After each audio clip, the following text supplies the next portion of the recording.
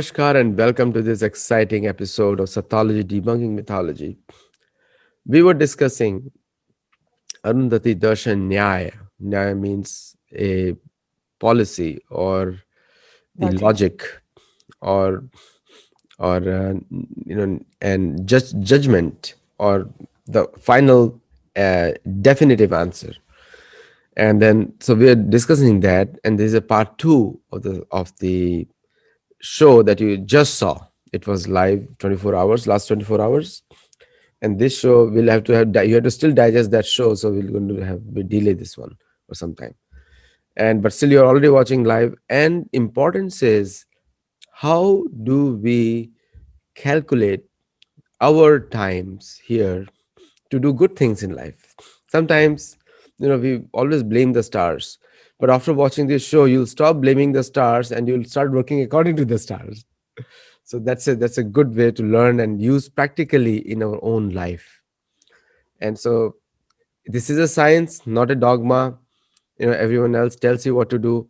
Here we are not letting you tell you what to do. We are just showing you this is what your sky looks like and how you plan your own karma or activities. So without delay, let us welcome Sri Rupa Bhaty. Namaste Aditya ji Namaste. and happy Dev Diwali. Today is Dev Diwali. So many wishes to you and all who are watching. Thank you. And aapko bhi, Ji, for, thank for you too, for you and your family. So this, I just gave a brief on Arundhati Nyaya. You heard me already. Uh, what is your what is your take on what? How does it practically help people? you. Because this Arundhati Vashisht is always being seen during the marriage ceremony by the bride and groom. So basically, this is a kind of a conjugal harmony which is projected by Vashishta and Arundhati together. So that signifies a lot of a philosophy of life, which has to begin with. And after watching Arundhati, Vashisht, and their conjugal harmony, when one looks towards the pole star or the pole point, one has to be very fixed and determined in life uh, and disciplined in life. That is what the whole astronomical situation teaches us. Basically, this one. So you can always share your screen. I think you're ready for that. Yeah. Sure. So coming to the point of when you can share your screen and I can keep talking there. So Ji. when so coming back to the this you know how helps us now. Another misconception people have is that only the scholarly people they try to use this information. But in the history, do you think even ordinary people were using this information?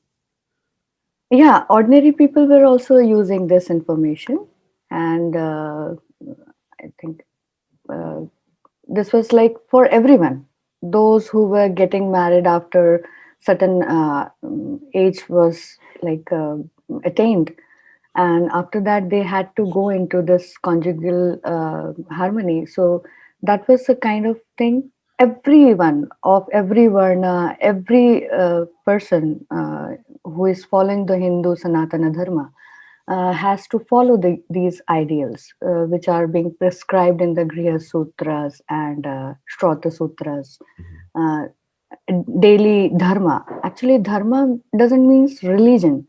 Dharma is basically everyday living of your life, the way of life, how you live your life, and how you discipline your life.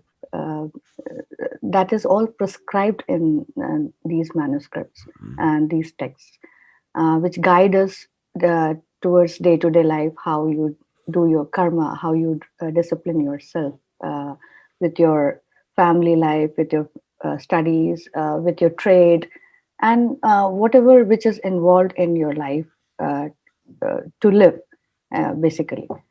Yeah, it Uh, includes both aspects, the Pancharatrika Vidhi, which is more ritual aspect, and also it includes the the way of life and the culture, both are there. Ji, ji, exactly, And exactly. it also has Raj Dharma and politics. Everything is In included there. politics, ji, Arthashastra, that will completely guide you what is the Rajadharma. Yeah. And So even the that will, warrior stories. yeah, for every Varna, there are all disciplines made and disciplines guided in our text. Yeah. Basically, we have to follow these. And those were the times when it was remarkably used in a very meticulous way, so that the whole uh, the city or the gram, wherever the people were residing, they were completely in a conjugal kind of a or harmony with each other also. Like in the marriage, there is of course it is there, but you will always come across that there was always a Ram Rajya kind of a thing. Everything was very uh, Nyaya was always equal for everyone, and likewise, everything was very much satisfactory in the city, Pura or Grama, everywhere.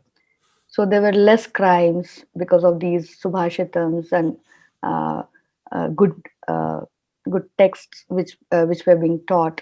And I think India was completely like a crimeless kind of a country in previous times. So these are all guidance, like even Arundhati, Darshan, and Nyaya, or these are the guidance given to people by which they have the buddhi towards what is right and what is wrong. That is being very much uh, meticulously demarcated in our texts. Yeah, please go ahead. So, ji.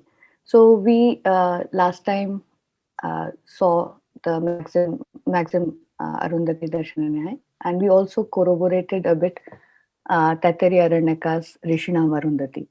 So, in Rigvedic sense, and even in the Vedic period, you must have read and already read, of course, that women were given much importance, very similar to men.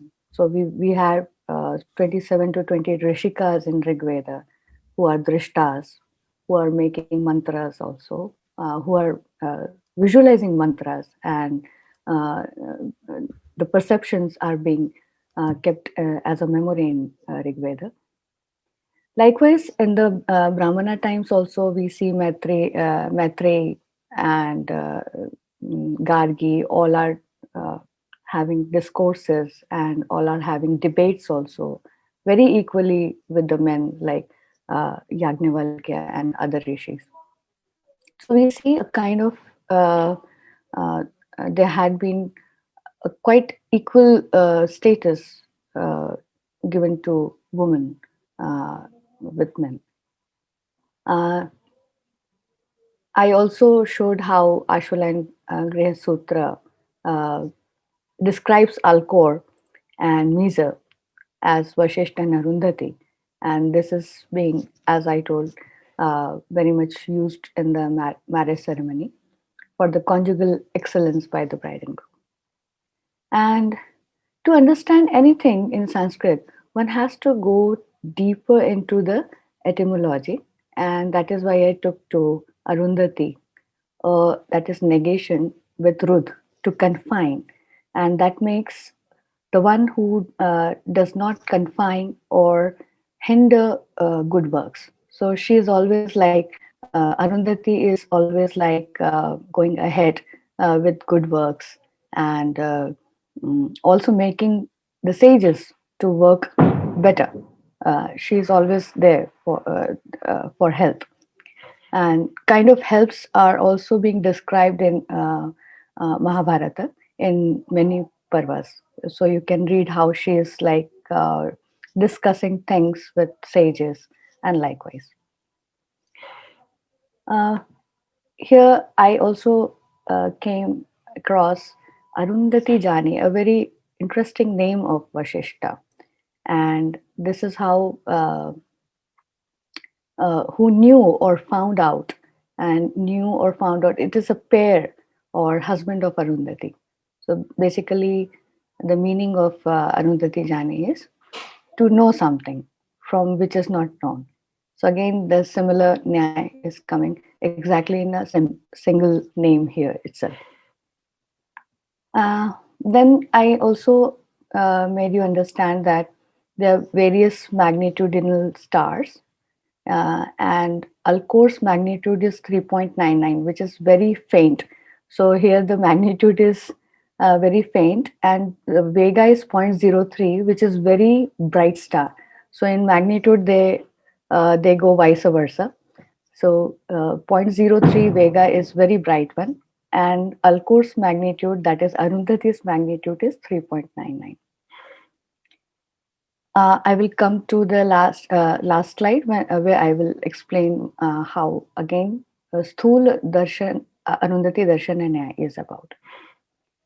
We also saw this situation, and I just created a small video regarding this. So you can see this circle, uh, which is the NCP circle. That is, the all pole points are there itself. And in today's time, the sun is nearer and Polaris is the pole point. Then I showed you Vega, and which is very away from the Saptarishi. And this was happening during 12,000 BC, Brahma Rashi Vishuddhascha. In today's time, if the post is in a same fashion, if it is standing, you can see Polaris in today's time.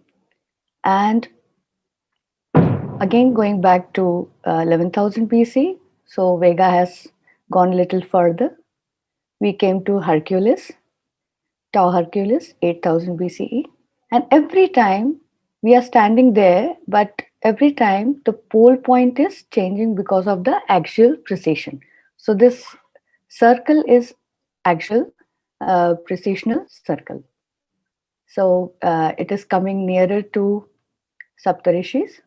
Saptarishis came very near during 3000 BCE towards the pole point, and during 00 CE, a little bit away from Polaris.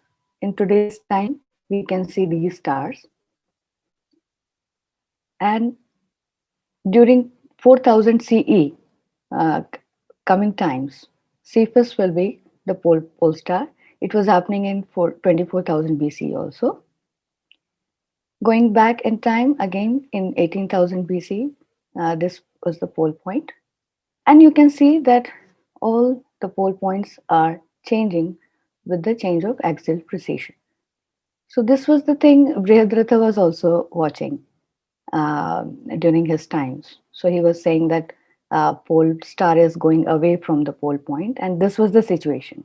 Exactly, this was the situation when he was looking into it during 35,000 BC, because there we concluded with the Eustace also.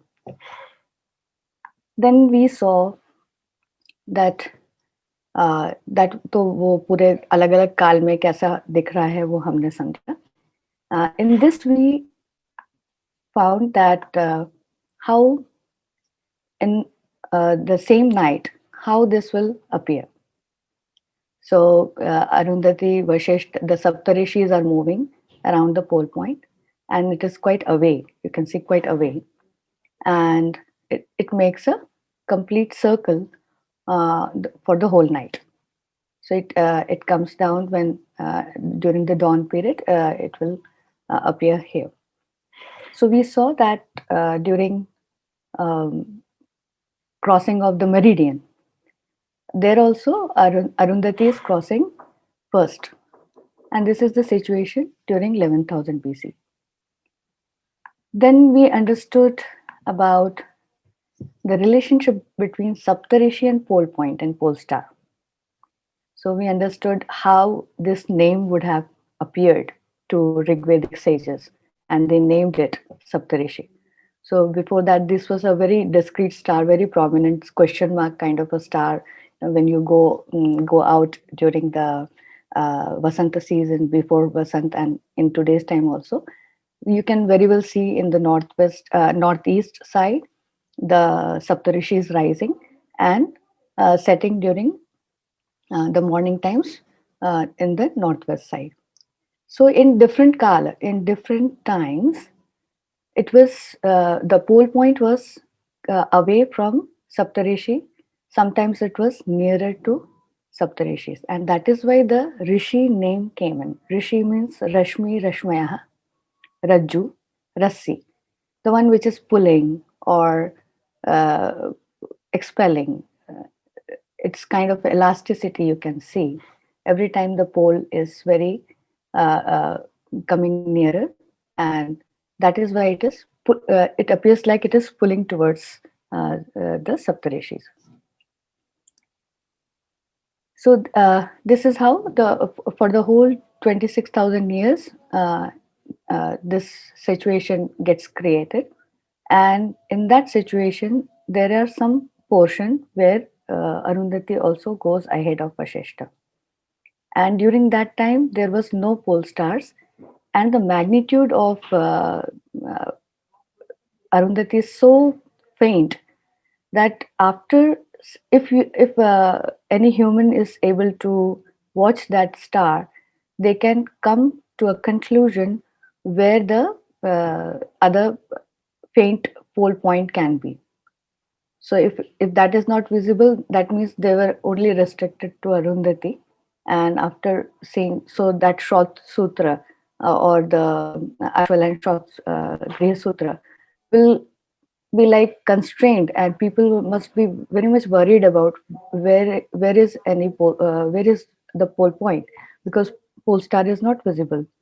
So the invisible pole point is shown with the help of Arundhati, and Arundhati appears like she is pulling the pole points towards her, she like a magnet. So that was the time from 11,000 to 6,000 BC. We understood how she was able to like getting more importance during that period of time. So this was all about why ऋषि दर्शनाथ अर्थात जो सूक्ष्म दर्शी होता है, and why these words came in, and why the etymologies happen. So this way the sky conditions guided people towards north direction, because those times we didn't have compass, and this was the basic instrument of earlier ancient humans to understand the directions, for they were moving too much, not like us sitting at one place, but they were moving much more than uh, today's people. uh, that is You, what I understand. Yeah. you explained very well the meaning of rishi. And one of the things which really strikes me nowadays, it's become a fashion to call Indic. And this word has become, which is, it was not in origin 50 years back. It is very recent phenomena. So Indica, there is a one dictionary, Indica, Britannica, Yes. Indica, history was there, which was created. But in common usage, it is a very recent word. Is it different than Vedic? It's the same thing. It's the same thing because we have forgotten actually. If you remember Inde or uh, Hindu, we are called Hindu people. If you go to China or any southeastern countries, people will call you Hindu. Suddenly, you will realize that why they are calling us Hindu instead of Hindu. Yeah. Indu So or we, Indoi. Indoi is a very common word used. Indoi, yeah. So why they call us Hindu? Why the H is silent? Like even Greeks were calling us Inde, Inde Pars. Sri Lanka was Inde Pars, that is in India's part only. So constantly you will see, and even in one of the Mughal map, I found Hindustan. So they are not writing Hindustan, they are writing Indostan. So that was amazing to find because, uh, and then when I went into Rig Veda deeper and deeper, I found we are the people of Indava. Indavaha means the land, the wetland, the moist land, the land of greater opportunities of different. Mm, you can say animals, or you can say even new researches are coming up that all the animals, mammals, which were vanishing from the earth, were found in India from 2 lakh to in today's time. So the vegetation and everything was so good uh, that became a heaven for the Indavaha. Because of the Indavaha, so you will find Indavaha word mainly coming in Rigveda in five 5 to 6 mandalas, and that is very dominating kind of a feature there. So we need to understand whether the Hindu word came from Sindhu or Indu itself. So that is a kind of a debate going on for last 4 5 years. I have been after this word Hindu. So I don't find any wrong in the word Hindu, Indic. That is very much Rigvedic, and that is very much Indian. Because during Rigvedic time, the land was known as Indavaha. The land was remembered as Indavaha, the moist land. Yeah, thank you for that answer. I think Indic is a just a way of presenting in the English language, therefore the people are using it.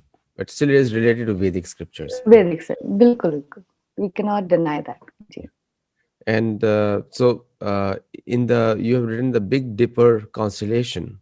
Which was ji. that on the map, or you have the next slide to show that? Yeah, I showed you here. This is the Big Dipper. Uh, Yeah, so there are many stars here, and Alcor and Mizar, this is the Vashisht and Arundhati. So this is called Big Dipper. And I also showed you here, this is the Big Dipper, Saptarishi, and this is the Small Dipper, Polaris, which was known as Araksha in Rig Veda. Later it became some other name was given to this, but in the astronomy. But this was known as Riksha and Araksha, and they are present as Riksha's elongation as Araksha. So Araksha was one Ikshvaku king itself, so it was named after him. So Riksha means bear, and the small dipper is Araksha means the son of bear, and that was there in the constellation. It appears that it went from the Rigvedic time, it went to Greek side and Persian and Greek side, and that way this Riksha and Araksha traveled to Greek maps also. So this is how I conclude. This is my conjecture, in fact. I'm working on it. Maybe some more evidence may come up in later future. no, great So, points. Yes, go ahead. J, J. And this is how we understand that the word Saptarishi is not just made in a moment. It took almost like 1 or 2 or 3 cycles of precession of equinoxes or axial precession. So it may like the internal evidence of Rig Veda suggests that it is going beyond Toba explosion, and there are evidence inside. There are many evidence. Like Rigvedic people were just not. It was not just about the Yadus and Druhyus, Anus, and these people, but it was about some more other species. Very interestingly, I'm coming up with the new conjectures. The cannibal species are also there. The Purusha Mriga and Mrigahasten.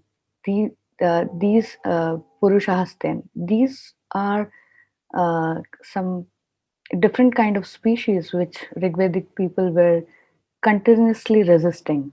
So in the earlier mandalas, you will find these creatures and these species of Homo kind.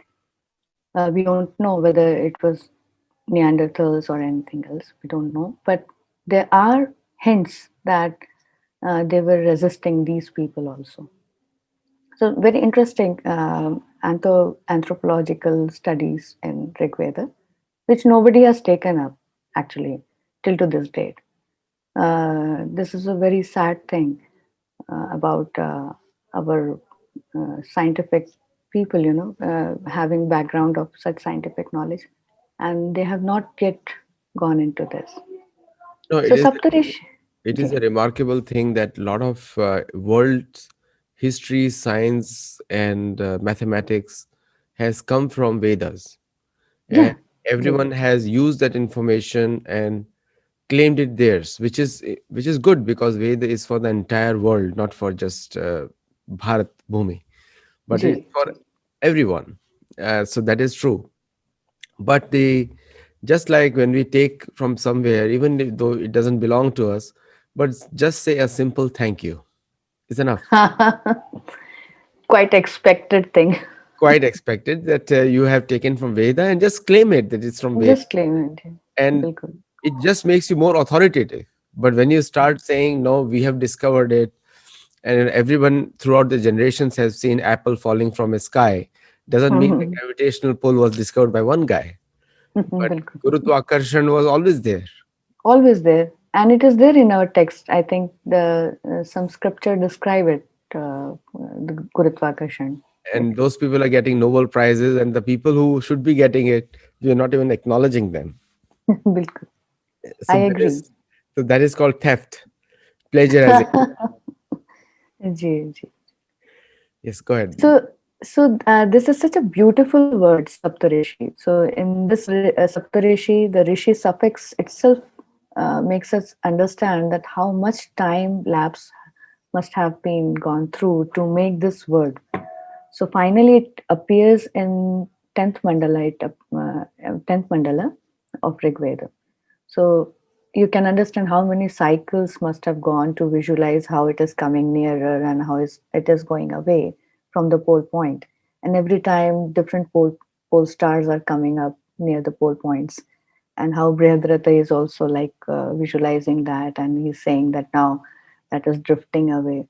So we knew actual precision, we knew the precision of equinoxes, we knew the concept of equinoxes, we knew the Nadivalai Yantra, maybe with the help of Yupa and Chashala, we were measuring the time also in a very accurate manner, which came down to us in the form of Surya Siddhanta and more sophisticated and more complicated, in fact, texts also came up in the later times. Uh, in the sky, when you see these stars, Amrish GSG has created this video, and during 4636 BC, this is how it will appear. Like I have shown my animations also, and he has also created this. So this is how it will go, like how Saptarishis go around the clock, during the night time. So this is how he has shown, and it's quite good to visualize how the sky looks during the night. So this purple circle is a imaginary circle of not celestial pole points. Many not celestial pole points will come up due to the actual precession. So this is how Arundhati crosses first and Vashisht behind. So this is how it is shown here, rising and set. We also came across the Rishiram Arundhati, and I told you this was given by Vyasa, and he was doing addition and alteration in Taittiriya Aranyaka. And there, with the rishis, all the Sapta rishis, Arundhati also gets a place.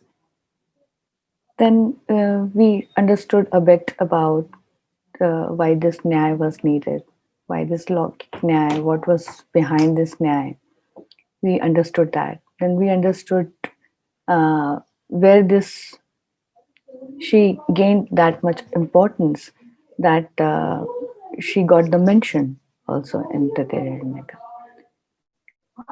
We also saw that in Manu Parva, she's been given honorable seat by Brahma, and Brahma eulogizes Arundhati, and Brahma blesses her. All devas eulogize her. So we see a pattern in Mahabharata that she is constantly being spoken about. Now, till yesterday we had till this much, and today I will be taking a few bit, and we will come to the conclusion. So, Vachaspatyam again explains Arundhati Darshan and Nyaya as Thul Arundhati Nyaya. So it is about again that when you see a very faint star and when you see the Vashishta, the magnitudes define the other star's magnitude also. So if Arundhati is having 2.99, what I showed you in the second slide, the magnitude defines the other other stars in the vicinity. So it becomes very easy after the eye testing. It becomes very easy, and those were the times when the sky was not having too much of a light pollution, so it was almost very clear. Still, uh, it appears like when after 26,000 years, 26,000 BC, when the agriculture was taking place and people were like clearing the lands, and Kurukshetra name appears with the help of Agastya. I can tell you that Kurukshetra word appeared during 26,000 BCE. So when I said that Surya Siddhanta Kurukshetra is not mentioned, that means when there is one evidence is there where Agastya declination is 80 degree. So it appears like it was of the previous cycle, and there this gets the mention. So that memory was also being kept in Surya Siddhanta. So this way we come across Kshetra. The word Kshetra comes in, and we find this word appearing in Rigveda also. So in a very small manner, maybe, but they started cultivating, and that is why Shunasira also comes in, and this also comes in. So Vachaspatyam here says the Nyaya is given to uh, the sthul, from the sukshma. Now you are able to identify the other stars in the vicinity. So this is how he has described, and I have kept it here for the audience who must be, who should read, in fact, why this has come. So you can see that Arundhati is always being eulogized, praised in Griya Sutras also and everywhere. So there's nothing like dur nimitta, bad omen like thing. There's nothing about her. In this fashion, there is uh, no scripture which is telling this uh, as an very um, mm, chastising kind of a thing, or nothing is coming in that format uh, in context of astronomy. And still, there you come across a very interesting lore. Again, this is all about lores. Lores get attached to because of many cycles must have gone through. So, so many lores remain in many of the texts, like some Puranas and Brahmanas also. Brahmanas also have many interesting tales. Like Tatare Brahmana has one Kalakanjas, which becomes Kalakeyas in Mahabharata. So the transformation also changes, happens, and the names get little bit changed uh, with some of the Vyanjana in between. So we come across a very interesting information that Vashisht, who died at the sacrifice of Daksha, took birth again from the sacrificial fire of Brahma. Uh, and Akshumala was the wife of this Vashishta. So again, a new word comes for like Soha and Suha, Sahaya Devi, which is a uh, plant Arundhati is being spoken about by Sayanacharya. Now you come across Akshamala. So Akshamala is a very interesting word because uh, Mala is also there, and it's a uh, formation of two words, Aksha and Mala. With that Sandhi, it becomes Akshamala. So this comes, and uh, an emperor Nimi, which is again very ancient one of the Ikshvaku dynasty, and he is associated with this Vashisht and Akshamala. So I tried to understand what can this mean actually, why this name came up, Akshamala. Uh, since it is again associated with one emperor, it appeared to me that it has to have some connection with the astronomy also. So I tried to understand, and as I showed you, from A to B, you create a chord, and from A to B, you create, because of the axial precision, this arc is also created. This is a whole circle, and this is one arc from A to B.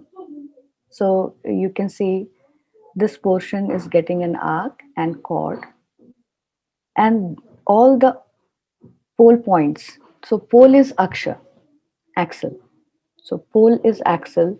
We get uh, a brief understanding that akshamala mein aksha kya hoga? What is aksha? So aksha is axle, axle of earth, and many axle of earth might make a mala, a kind of a mala.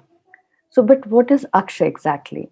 So, to understand that, when we see many akshas now, many axial precision points at every, there are many, but I'm just showing for 2000 years gap.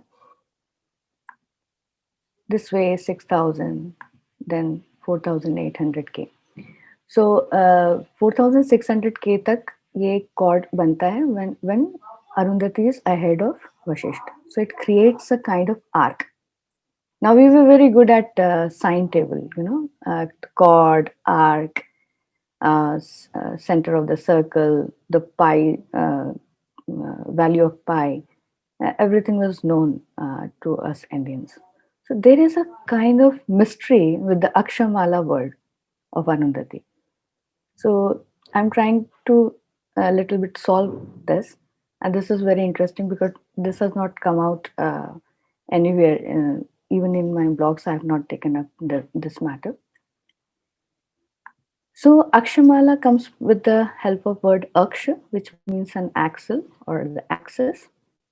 It also means the name of a measure, and this measure is equal to 104 angulas. Now, 104 angula is little less than 108 angulam, which makes a dhanusha. In the sign table, you will find dhanush, the ardhajaya, and that ardhajaya, if you twice it, then it becomes a complete purna jaya. So you get a sign. So when you see this pattern here, it is a pure geometrical mathematics here.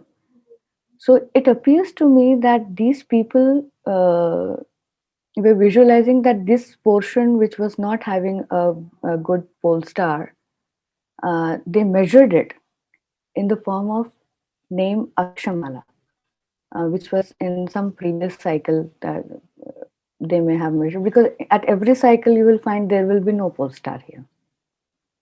So it is not that it was happening only this time, but no pole star condition was happening in previous many cycles until you find some star has not moved away much far from that. So at least 3-4 cycles, this was the situation when there was no prominent pole star here. So we are talking about pole star, not the Arundhati going ahead of Vashisht, because in other cycles, Arundhati is not going ahead of Vashisht. Why? Because this circle will change, elongate a little uh, because of the obliquity of Earth. It is a very technical thing. I won't be able to explain it to you here. For that reason, we go with the help of Voyager, and that shows that Arundhati was not going ahead of Vashish for last 1 lakh years. So it only happened during this cycle, present cycle, during the Mahabharata times.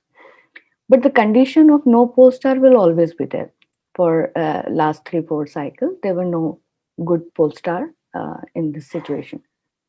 So it appears to me that during the Nimi's time, they measured this actual precision for a very long time, because you can see the lineage of Ikshvaku kings in Rigveda also. There are so many kings, and these kings have many lineages in between also, which we find in different Puranas and other places.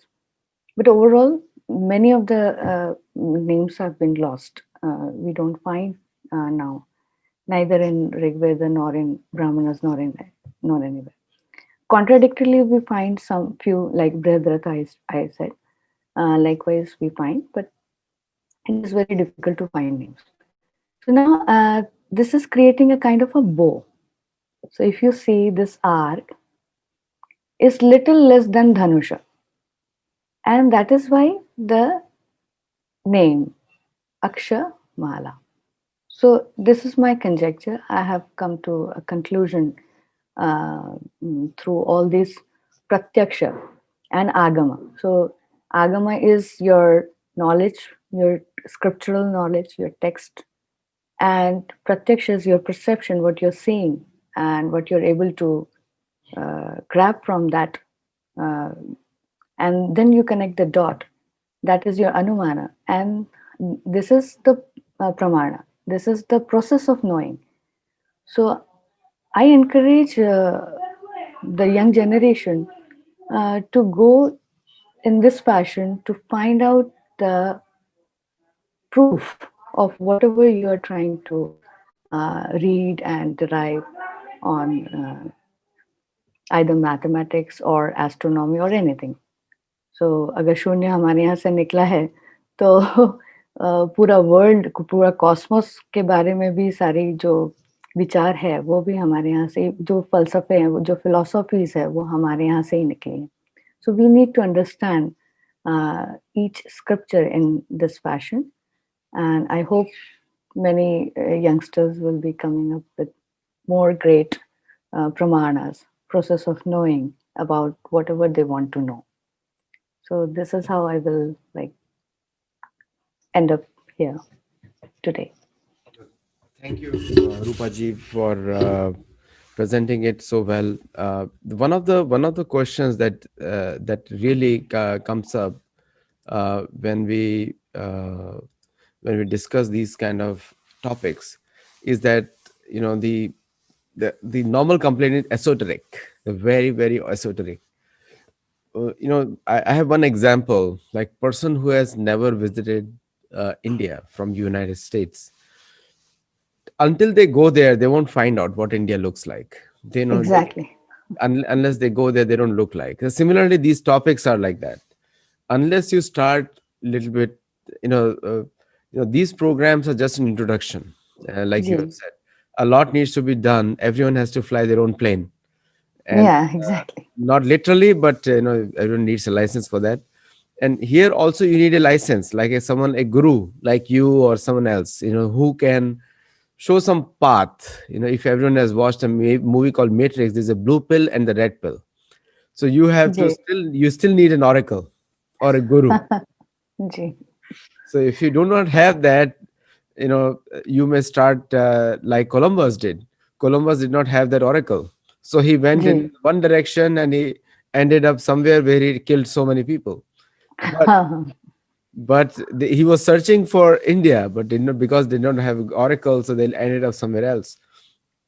So Ji. these programs are like you can say a little bit oracle. We can only show light in one direction, but Ji. if you want to get deep into it, as you You start have going into the to pages, you will you have to read. curiosity will remove.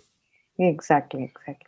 There's so much interesting things. Every day you read some, you come to some kind of invention every day, and it appears like what were our so-called so many mentors were doing all these years. But yes, everyone has their own kind of perception. The way we look at our scriptures, we need to look into them through the process of knowing, actually. Until we go through that kind of machine, machinated kind of a thing, you cannot derive into. Otherwise, you will always fall into a net where you will be looking for the references only, the books with references and many references. You have to come out of those reference pages. You have to go to the text uh, manually. You have to read those texts by yourself in Sanskrit itself. You have to try to understand that in that language. And until you're like, you don't come to India and then you see into those texts in that fashion, it appears like it will be very difficult for anyone to find the truth. Yeah, it's a journey of self-discovery, Self and discovery. Yeah. because no university teaches it, no colleges teach it, and everyone is working on dogmas. There nothing exists beyond them, Yeah. and so and you said a very Referencing. important thing. References are dogma, actually. Dogma. You just have to keep away the references and go to the text by self. By Don't see what others have written. They must be very great people like Tilakji, David Frawley, or R.N. Nyaya. Everyone is great in their own respect. And I respect them from my bottom of my heart because they have given us so much of information. But still, for richer information, the texts are very rich mm, themselves. So you need to go towards the diamond by yourself, no? Rather than going into Khan and then trying to like very bring out difficult from. process. Very difficult process. Because so So people. already diamonds are there. All the texts are diamonds for me. So you have to reach to them. So it's like the treasure hunt, and Treasure hunt. you need a lot of perseverance, which you said, a lot of patience, and then you have to. So it's not something difficult to ask for, but it is sometimes to nowadays the most difficult commodity to have patience and perseverance. Yeah. It's a Twitter age, and Twitter has spoiled a lot of people. It, Gee. so 140 characters, and now I think it is more now. But anyway, And Uh, thank you very much for coming on the show, and thank you, viewers, for staying patiently and hearing the whole thing. The same video will be available for you for viewing purpose on YouTube. So do comment over there and watch the premiere, and also do subscribe to the channel. Namaskar and thank you. Namaskar. thank you so much, Aditya ji. Namaste.